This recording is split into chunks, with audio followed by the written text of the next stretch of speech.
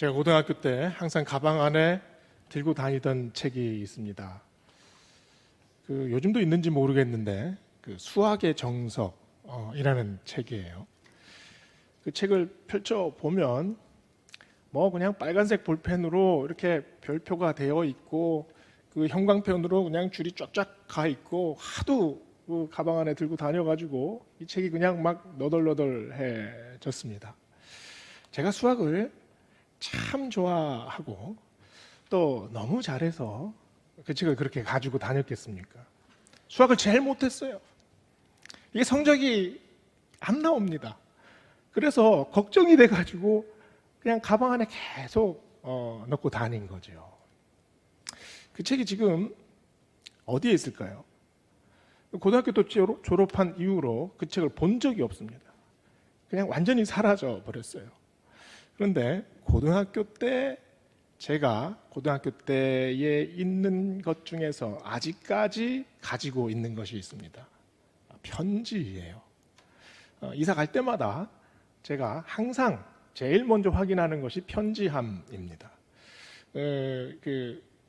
연애할 때 집사람하고 주고받은 편지, 그리고 유학 갈 때 어머니가 써줬던 편지, 그리고 아들이 저한테 어렸을 때부터 이렇게 삐뚤빼뚤 이렇게 써줬던 그 엽서, 이런 것들을 다 확인하고 항상 챙깁니다. 왜 그렇습니까?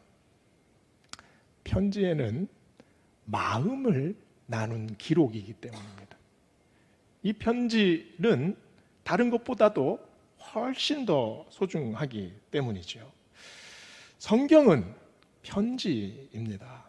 진리를 말하죠. 그러나 성경에 하나님의 법칙을 담아내는 성경이 교과서가 아니지 않습니까? 성경을 보면 볼수록 여기에 담겨진 하나님의 마음이 느껴집니다. 나를 다독거리는 하나님의 마음, 나를 애타게 찾으셨던 그 하나님의 마음, 나와 인격적으로 항상 교류하면서 나에게 말씀을 주셨던 하나님의 마음, 나를 달래주시고 또 위로해 주시고 일으켜 세워주시는 그 하나님의 능력의 말씀, 그것이 성경에 있지 않습니까? 그래서 자꾸 보게 되지요. 수학책은 점점 저에게는 멀어졌습니다. 그러나 우리 신앙인들에게 성경은 자꾸 가까워집니다. 이 하나님의 사랑을 딱 한 단어로 표현한다면 무엇으로 표현할 수 있을까요? 복음입니다. 복음은 하나님의 사랑이지요. 그런데 이 복음은 다양하게 표현됩니다. 수많은 사람들에 의해서 정의되어졌고 또 다양한 방법으로 고백되어졌어요. 왜 그럴까요? 복음은 바로 사랑의 경험이기 때문입니다. 하나님께서 우리에게 부어주신 사랑은 다양한 방법으로, 다양한 사건 속에서 사람들에게 각인되어졌습니다. 우리도 그 하나님의 사랑을 내 나름의 방식으로 고백하지요. 이것이 복음을 통해서 드러나게 됩니다. 오늘 본문 6절을 보면은요, 사도 바울은 복음을 어떻게 표현했냐면 그리스도의 은혜로 너희를 부르신 이라고 표현을 합니다. 사도 바울은 하나님 자체가 복음이다 라고 표현하고 있는 중이에요. 예수님을 우리에게 보내시고 또 우리로 하여금 기억하게 하여 주시고 또 받아들이게 하시는 하나님, 바로 하나님이 세상을 이처럼 사랑하사 독생자를 주셨으니 이는 저를 믿는 자마다 멸망치 않고 영생에 이르게 하려 하심이라. 바로 그 말씀입니다. 복음 자체에 하나님이 계시는 거예요.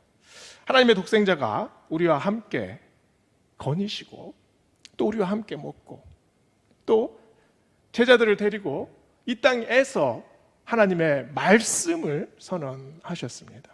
함께 웃고 함께 우셨지요. 예수님께서 이 땅에 오신 그 상징적인 사건은 인간의 악함, 시기, 질투, 살인, 전쟁, 이 모든 역사의 굴레를 예수님께서 오셔서 그 역사의 방향을 멈추셨어요. 그냥 놔두면 그 굴레는 계속 어둠 속으로 계속해서 내려갈 수밖에 없습니다. 헤어나올 수 없는 방향이죠. 그런데 그 수레바퀴 아래 예수님께서 몸을 던지셨습니다.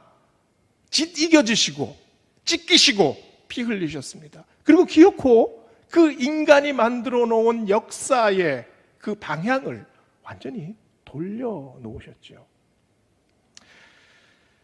복음이 우리를 어떻게 변화시킵니까? 복음이 우리를 더 나은 인간, 더 좋은 남편, 더 좋은 아들, 더 좋은 그런 성품으로 변화시킵니까? 물론 우리를 그렇게 변화시키기도 합니다. 그러나 복음의 목적은 더 나은 인간이 아닙니다.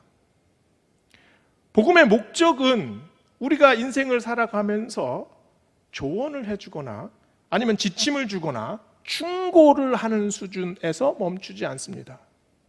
복음은 인생을 완전히 뒤집어 엎어 버립니다. 내 삶의 존재 자체를 완전히 바꿔버리는 거죠. 삶의 목적을 바꿔버리고 말씀하신 대로 새로운 피조물로 새롭게 만들어 주십니다. 복음이 하나님이 인간에게 주신 가장 최대치의 사랑이기 때문이죠. 그 사랑을 느끼기만 하면, 그 사랑을 받아들이기만 하면, 그 사랑을 내가 내 삶 속에서 이해하고 경험하고 고백하기 시작하면 내 가슴은 뜨거워집니다. 내 삶 자체의 조직 자체가 완전히 변하게 되는 거죠. 하나님의 사랑이, 그 사랑의 능력이 우리 인생을 파고듭니다. 파고들기 시작하면 그 안에 하나님께서 내 삶 속에 부어주시는 그 사랑의 엑기스가 내 영혼 전체에 쫙 퍼져나갑니다. 그 사랑을 주체할 수가 없어요. 삶 전체가 달라지게 되는 거죠. 얼마 전 우리 교회 집사님 어머니 장례식에 갔습니다. 가장 사랑하는 사람의 죽음입니다. 근데 이 집사님이 이런 말씀을 하십니다. 어머니 돌아가시면 많이 슬플 줄 알았습니다. 그런데 점점 천국에 대한 확신이 점점 강하게 다가오게 됩니다. 이전에는 이렇게 실감하지 못했어요. 그런데 이 시간을 통해서 믿음이 새로워지는 것을 느낍니다. 이 고백을 했어요. 이 집사님이 더 나은 사람으로 변화되고 있습니까? 완전히 다른 사람이 되어졌습니다. 왜 그렇습니까? 복음이 의미하는 바를 확실히 깨달았기 때문입니다. C.S. 루이스는 사랑하는 아내를 잃은 후에 이렇게 일기에 적었습니다. 그때는 아직 예수 그리스도를 제대로 만나지 못했을 때예요. 그때 사람들은 말한다. 겁쟁이는 여러 번 죽는다고. 사랑하는 사람을 떠나보내는 아픔도 마찬가지다. 독수리에게 매일 간을 쪼아 먹히는 프로메테우스처럼 사랑하는 사람을 잃은 고통, 그 고통은 매일 아침 정신을 차리면 그때마다 독수리가 자기 간을 쪼아 먹는 것 같은 고통이다 라고 고백을 했어요. 그러나 복음을 믿은 사람은 죽음을 받아들일 수 있습니다. 나의 죽음만 받아들이는 것이 아니라 내가 사랑하는 사람의 죽음, 그것을 하나님의 돌보심에 의탁하는 믿음이 생겨집니다. 왜냐하면 우리는 이 땅에서 존재가 끝나는 것이 아니라 새로운 삶으로 이어지는 것이기 때문이지 않습니까? 그래서 사도 바울이 어떻게 고백합니까? 내가 확신하노니 사망이나 생명이나 높음이나 깊음이나 다른 어떤 피조물이라도 우리를 우리 주 그리스도 예수 안에 있는 하나님의 사랑에서 끊을 수 없느니라. 존재의 근원이 완전히 달라지는 겁니다. 내 삶의 조직 자체가 새롭게 형성이 되는 겁니다. 내 인생의 목적 자체가 완전히 달라지는 거예요. 그래서 아무리 큰 절망도 헤쳐나갈 수 있습니다. 아무리 큰 위기에서도 용기를 가지게 됩니다. 왜냐하면 나는 새롭게 만들어진 사람이기 때문입니다. 그래서 죽음도 뛰어넘을 수 있습니다. 그런데 갈라디아 교회 성도 중에서 오늘 말씀을 보면 복음을 떠나는 사람들이 있습니다. 정확히 말하면 다른 복음을 따르는 사람들이에요. 사도 바울이 말하는 이 다른 복음은 어떤 복음이겠습니까? 갈라디아서를 신학자들이 말을 할 때 자유의 대헌장이라고 얘기를 합니다. 그리고 복음의 독립선언문 이렇게 표현하는 분도 있어요.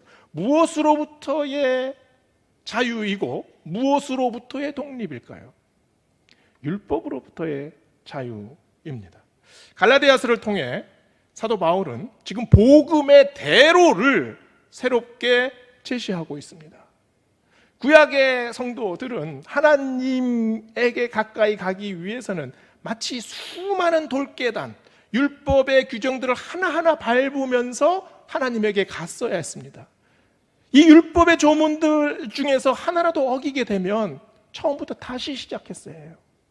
그러나 사도 바울은 지금 복음을 통해 우리는 새롭게 하나님에게로 지금 다이렉트로 연결이 된다라고 선언하는 겁니다.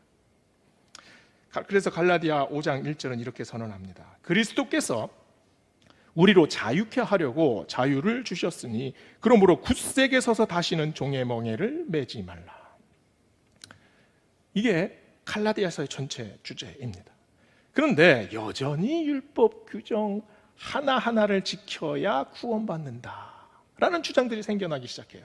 복음이 선포되기 전에 율법은 하나님께서 인간들에게 주신 행동 규정이었습니다. 그것은 우리가 몸가짐을 바로 하면 우리의 마음가짐도 발라지지 않습니까? 그 마음가짐도 하나님 앞에서 단정해집니다. 마치 율법을 지키는 그 과정, 또 그 시간, 또 그 마음을 통해 우리가 하나님에게 가까이 가는 마음을 모으는 것과 같은 이치예요. 그런데 주님이 이 땅에 오심으로 그 방식을 완전히 새롭게 만들어 주셨습니다. 이제는 율법이 아니라 복음이다. 행동이 아니라 믿음이다. 너희의 하나하나 수련하는 것으로 하나님에게 가는 것이 아니라 오직 은혜에 잠겼을 때 그때 하나님을 만난다. 너희가 이제는 더 이상 종이 아니다. 이제는 자유인 아니냐. 하나님의 자녀들 아니냐. 어마어마한 선포입니다. 8.15 해방 때 우리가 해방을 경험했지요. 지금 이 복음의 마그나 카르타 대헌장입니다. 우리에게 하나님을 만나는 새로운 방식을 주님께서 보여주셨어요. 그런데 여전히 유대교에 머물고 있는 사람이 있다는 거죠. 여전히 나의 행동을 통해서, 또 내가 먹는 것을 통해서, 또 내가 지키는 것, 내가 삼가는 것, 이것을 통해서 나의 믿음을 드러내려고 하는 사람들이 있다는 겁니다. 왜 갈라디아 성도들은 율법으로 자꾸 돌아가고자 했을까요? 율법은 나쁜 것이 아닙니다. 율법주의가 나쁜 거죠. 무슨 말이냐 하면 율법만 추종하는 사람은 자연스럽게 자기의 의로움을 드러내게 됩니다. 그래서 율법은 양날의 칼이에요. 잘 지키면 자만합니다. 그런데 못 지키면 절망하게 되지요. 순식간에 이 율법의 칼을 가지고 있는 사람은 위선자가 되기도 하고, 그리고 다른 사람을 정죄하기도 합니다. 율법 자체 안에는 교만이 전혀 없습니다. 그러나 율법을 모든 것이라고 생각하는 사람은 그 안에 교만의 속성이 저절로 뿜어져 나오게 돼요. 결국 사도 바울이 말하는 다른 복음이란 사실은 율법을 말하는 것이 아니라 율법을 이용해서 자기 만족을 이루려는 인간의 욕심을 말합니다. 그 안에 숨어져 있는 교만, 그것이 바로 다른 복음이라는 거죠. 마틴 루터는 이 갈라디아서 주석을 이렇게 쓰면서 사도 바울이 지금 이 갈라디아 교인들에게 굉장히 그 동음 이의어를 통해서 굉장히 날카로운 지적을 하고 있다고 썼었어요. 그게 어디냐 하면은요, 6절에 보면 너희를 부르신 이를 이같이 속히 떠나라는 구절이 있습니다. 이 떠나라는 말이 갈라드라는 동사예요. 갈라디안 성도들이 갈라드했다. 사도 바울이 지금 이것을 갈라디아 성도들에게 말해주는 거죠. 갈라디아 성도들 마음 안에 하나님을 떠나려는, 갈라드하려는 속성이 계속 남아있다. 지금 이 6절을 통해서 지금 그렇게 말씀하고 있어요. 그러면 다른 복음은 율법주의만 이야기하는 걸까요? 사도 바울이 말하는 다른 복음은 포괄적입니다. 복음이 아닌 사사로운 인간의 마음, 인간의 욕심, 바로 이게 다른 복음이죠. 2절 말씀을 보세요. 다른 복음은 없나니 다만 어떤 사람이 너희를 교란하여 그리스도의 복음을 변하게 하려 함이라. 다른 복음은 없습니다. 그러나 복음을 받은 사람, 내가 복음의 큰 은혜를 경험한 사람도 자꾸 이탈해요. 자꾸 그 은혜를 잊습니다. 그리고 그 은혜에서 떠나가기 시작을 하죠. 빅토르 위고가 쓴 레미제라블을 여러분 잘 아실 겁니다. 이 내용을 보면 빅토르 위고는 분명히 이 복음에 대한 이해가 아주 상당히 깊었을 것이라고 제가 예측을 해요. 왜냐하면 이 레미제라블에 나오는 등장인물 하나하나가 굉장히 스펙타클합니다. 그런데 그 인물 하나하나에 복음의 메시지가 아주 깊이 녹아 있어요. 특별히 장발장은 어떤 사람입니까? 너무 배가 고파서 빵 한 덩이 훔친 사람입니다. 근데 그 빵 한 덩이 훔친 죄로 평생을 감옥에 갇혔어요. 악이 바쳤죠. 그래서 이 장발장이 이런 고백을 합니다. 내 인생은 이길 수 없는 전쟁이었지. 사슬에 묶여 죽음에 내 동쟁이 쳐졌어. 헤어나올 수 없는 그런 삶의 악순환 속에 자꾸 빠져드는 거예요. 겨우 추록을 해서 어떻게 합니까? 주교의 은쟁반을 훔쳐요. 근데 바로 그날 밤에 잡힙니다. 그래서 그 경찰에게 끌려와서 주교 앞에 가잖아요. 그때 주교가 무슨 말을 합니까? 아니 왜 은쟁반만 가져갔습니까? 내가 은초 때도 주었는데 왜 이것은 놓고 갔습니까? 장발장의 마음에 나는 빵 한 덩이 훔쳐서 평생 감옥에 갇혀 있었는데 이 은쟁반을 훔쳐서 잡혀가면 나는 이제 평생 감옥에서 나올 수가 없겠구나. 이 마음으로 잡혀갔을 겁니다. 그런데 한량없는 은혜를 경험해요. 도저히 예상할 수 없는 은혜. 가방에 은쟁반과 은촛대를 들고 길을 나섭니다. 바로 이 대목이 중요해요. 장발장이요, 그 은촛대와 은쟁반을 가방에 넣고 터벅터벅 석양이 지른 그 길을 걸어가는데 저 앞에서 어떤 꼬마가 걸어와요. 근데 은잎 하나, 은동전 하나를 이렇게 막 장난을 치면서 아이가 걸어오는 거예요. 그런데 그 동전이 떼구르르르 굴러가지고 장발장 발 앞에 떨어집니다. 장발장이 그거를 발로 가려요. 모른 척합니다. 아이가 그 동전 달라고 막 요구를 해요. 나중에 웁니다. 모른 척하다가 장발장이 빽 소리를 질러서 내쫓습니다. 다시 돌아가는 거예요. 어마어마한 은혜를 받았습니다. 도저히 용서할 수 없는 죄를 용서받은 사람이에요. 그러나 장발장은 금세 과거의 자신의 삶으로 돌아가고 있어요. 그날 밤에 장발장이 촛불을 켜고 여인숙에 앉아서 갑자기 이 장면이 떠오르는 거예요. 자기는 빵 한 조각 훔친 것 때문에 평생 원망하고 평생 절망하고 평생 원한 속에 살았습니다. 그런데 자기가 지금 그 작은 아이의 은화 동전 하나를 강탈하고 있어요.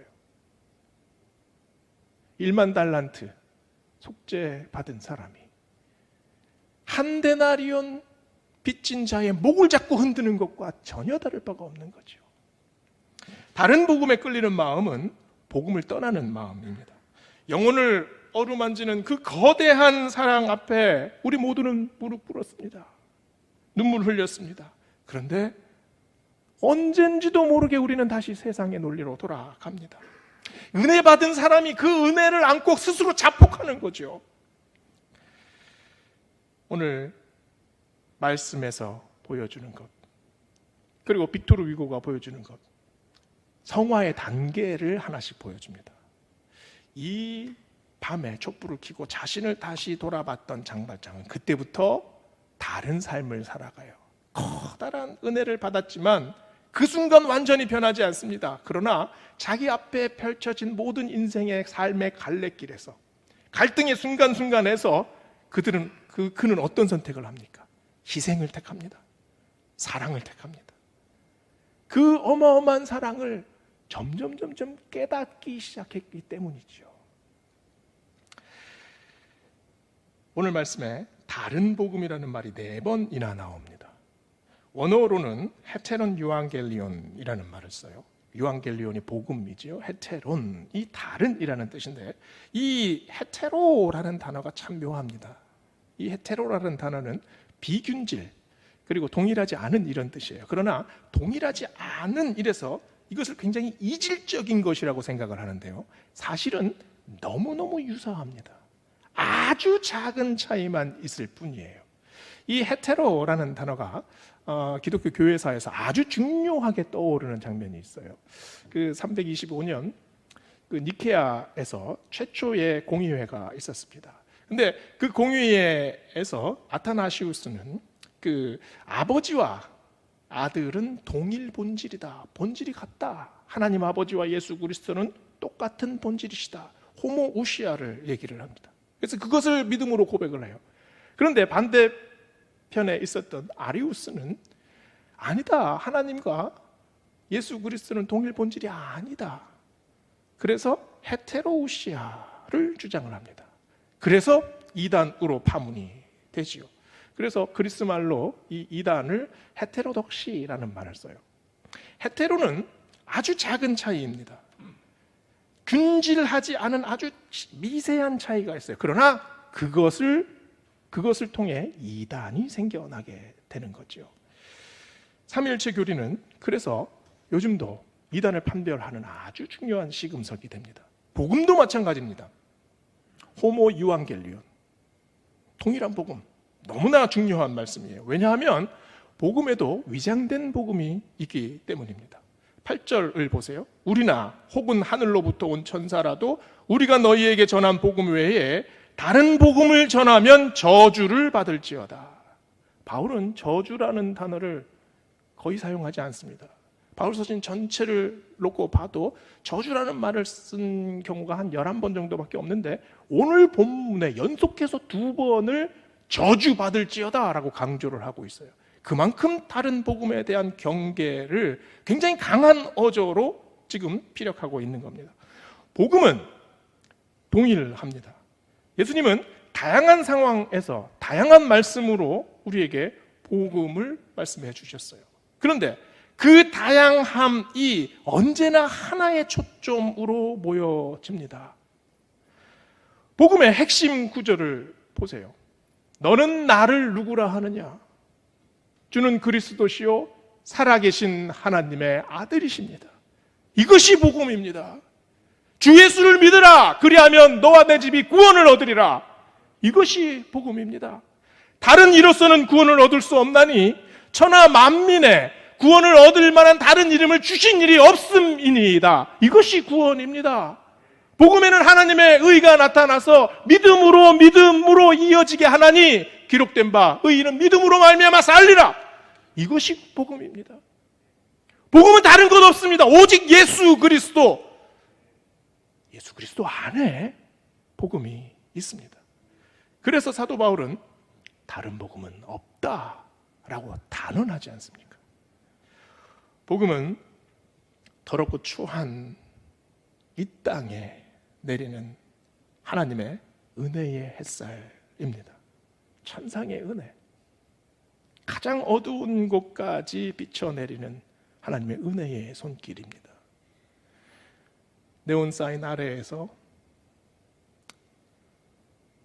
헤매고 다니는 어린 양을 찾는 하나님의 마음, 술에 취해서 큰 대로에서 고래고래 소리를 치는 그 상한 영혼을 향한 하나님의 마음, 열등감과 외로움으로 그 뽕나무 꼭대기에서 아슬아슬하게 매달려 있는 그 영혼을 바라보시는 하나님의 마음, 세상의 우물 앞에서 세상의 행복, 세상의 사랑, 세상의 위로를 찾으려는 그 공허한 마음에 내리쬐는 하나님의 은혜, 세상의 폭력과 차별 앞에 돌에 맞아 그 영혼이 찢겨나가고 거의 죽기 직전까지 된 그 영혼을 살려내시는 하나님의 마음, 복음은 바로 예수 그리스도의 마음입니다.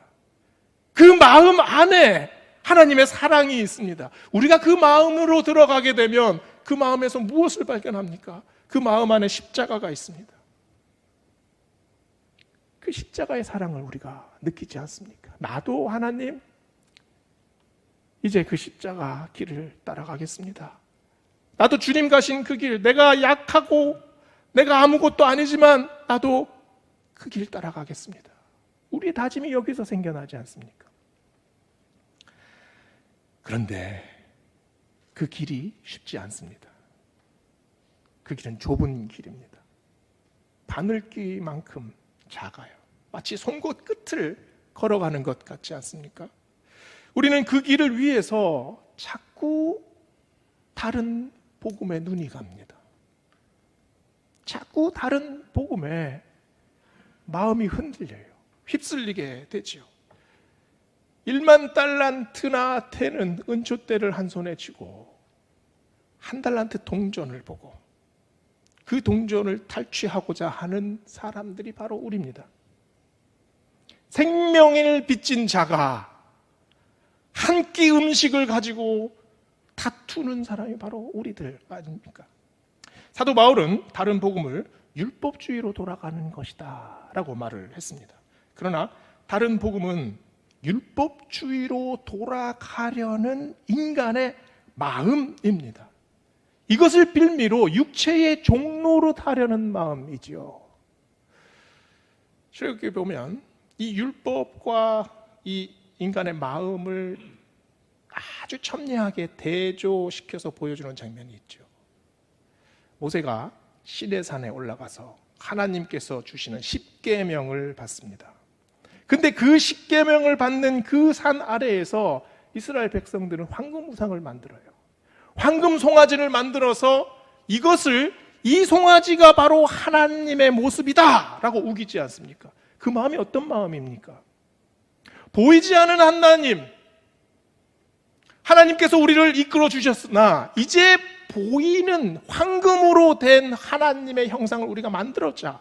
그래서 우리가 마음먹은 것, 우리가 원하는 것, 우리가 즐길 수 있는 것, 바로 우리가 원하는 대로 바로 얻을 수 있게 만들자. 이 마음 아닙니까? 우상을 만드는 목적이 뭡니까? 다른 것 없습니다. 하나님을 섬기는 것이 아니라 오히려 하나님을 부리려는 마음이 그 안에 있기 때문입니다. 출애굽은 하나님께서 노예된 삶 속에서 이스라엘 백성들을 구출해내신 역사적인 사건입니다. 생명을 주신 사건이지요. 그런데 이스라엘 백성들은 애굽에서 탈출은 했으나 그 마음속의 황금 송아지에서 아직도 탈출해 나오지 못했습니다. 다른 복음은 그 유혹은 우리 삶 속에 늘 가까이에 있습니다. 다른 복음이란 사실은 세상을 사랑하는 마음입니다. 어떻게 보면 세상의 복음이라고 할 수 있죠. 하나님을 황금 송아지 정도로 생각하는 마음, 다른 복음입니다. 율법의 체계로 다시 돌아가려는 마음. 율법은 거룩한 하나님의 법인데 그것이 왜 나쁘게 됩니까? 왜냐하면 율법주의, 그 종교적인 율법주의는 굉장히 종교적인 것 같이 보여집니다. 그러나 사실은 너무나 세속적입니다. 왜냐하면 하나님의 거대한 은혜를 우리가 받았습니다. 예수 그리스도가 하나님의 아들이십니다. 그래서 우리는 율법을 통하지 않고도 이제 하나님을 만나요. 그런데 왜 율법을 다시 거론하겠습니까? 왜 갈라디아 교인들 안에 이런 유혹이 생겨나겠습니까? 왜냐하면 이 율법이 잘못된 것이 아니라 율법으로 사람을 공격하려는 마음이 있기 때문입니다. 비난하고 정죄하고 비판하려는 마음. 사람을 살리는 칼로 사람을 해하게 하는 거지요. 팀켈러 목사님은 사단이 우리를 완전히 장악하게 되면 이렇게 된다고 말합니다. 술집은 모두 문을 닫게 될 겁니다. 저주와 악담, 시기와 질투도 사라질 겁니다. 사람들은 서로 깍듯하게 인사할 겁니다. 교회는 매주일 문전성시를 이룰 겁니다. 그러나 교회에서는 그리스도가 선포되지 않을 겁니다. 의미심장한 말입니다. 사단이 우리를 완전히 장악하게 되면 사단의 목표는 단 하나입니다.